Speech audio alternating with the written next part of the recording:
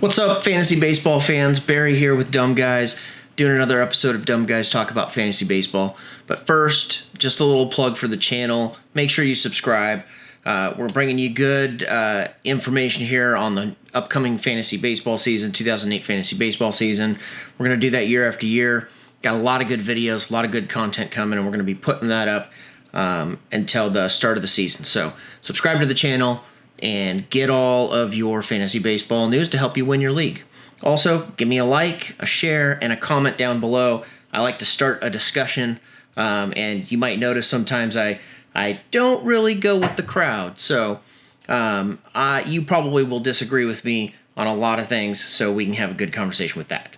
But in this episode, what I'm talking about is Shohei Otani. I think that's how you pronounce his name.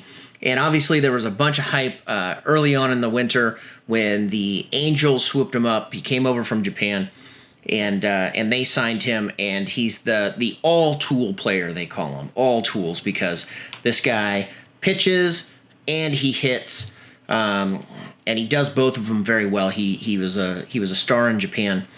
And interesting thing about him is that he came over to the U.S. before he actually could cash in on the big money. So he really wanted to play at the highest level, and that's why he came to the U.S., to the major leagues, so he could play at the highest level. And I like that.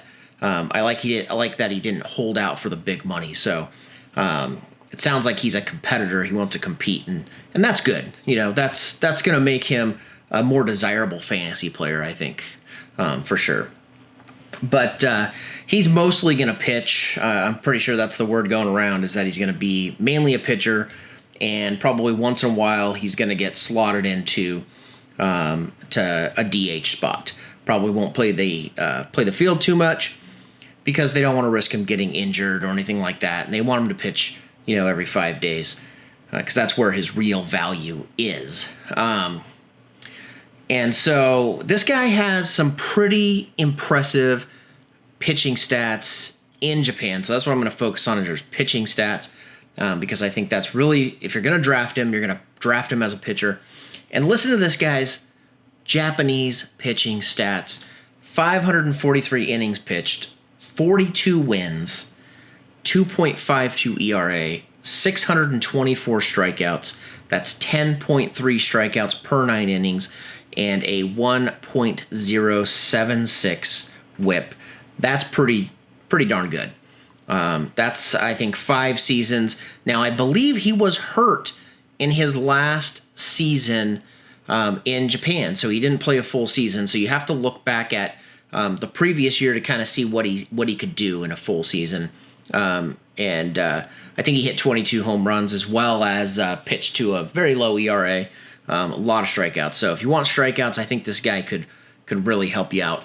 And he's ranked 90 by the Yahoo experts. Actually, today, February 6th, I'm going to put this video up tomorrow, but today's February 6th, and Yahoo just came out and with their expert rankings and indicated that we're not really going to get in to their fantasy until February 15th. What the heck? I want to get in there and do some mock drafts right now, but whatever, it's Yahoo. February 15th is the date that they go live with fantasy baseball stuff.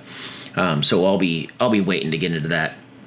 But yeah, they got him at 90. So depending on how many teams you have in your league, he could be going in the 9th, 10th, 11th round, something like that. I think that's actually ranking him kind of low, considering we don't have any major league history on the guy. But what we do have is some precedents, right? We've got some guys that come over from Japan that are hyped up quite a bit.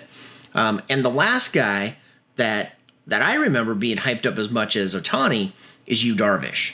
Now, I compared Yu Darvish's stats in Japan compared to Otani's, and Yu Darvish's stats were just phenomenal. I mean, he was in the 1 in the ERA range, and his whip was under 1. I mean, this guy, he killed it. He came over from Japan to the AL West, same as Otani, and he won 16 games. He had a 3.90 ERA that year with 221 strikeouts. Still pretty impressive. Translated over to the major leagues to some pretty decent stats. His ERA was a bit high, but I think everything else looked pretty good. The following year, Yu Darvish got his ERA down into the twos while also getting his strikeouts up to 277.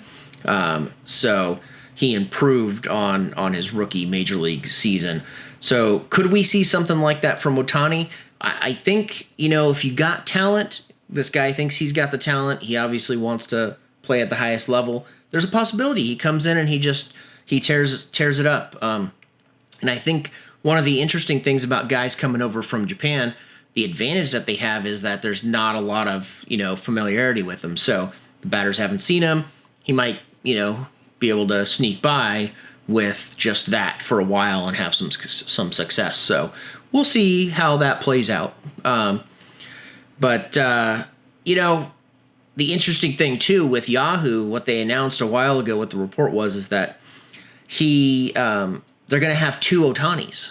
They're going to actually have two players. Actually, him coming over to the major leagues was breaking fantasy baseball for a while, and I think different sites do it differently. But I believe what Yahoo said is there's going to be two Otanis, two draftable players. One is going to be your offensive Otani, and one is going to be your pitching Otani. And whichever one you draft, you'll either be able to put him in your pitcher slot, or you'll be able to put him in your one of your positions for lineup, probably DH or utility, unless he plays some positions. That's pretty interesting, right? So basically, two different managers can own the same player. So it's kind of weird, kind of unique.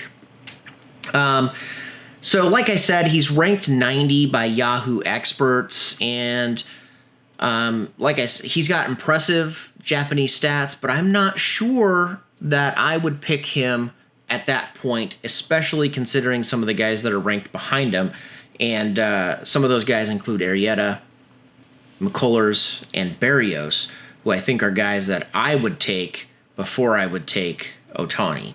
But if Otani falls a couple more rounds, if people are still hesitant to pick him up and he goes to the 13th or 14th round, I'd take a chance on him. It's an interesting guy to put on your team, and you want to root for him. You want him to do well. So I think he'll have some success. Will he have the kind of success that Yu Darvish has had, or other guys that have come over? You don't know. So coming off an injury, rehabbing.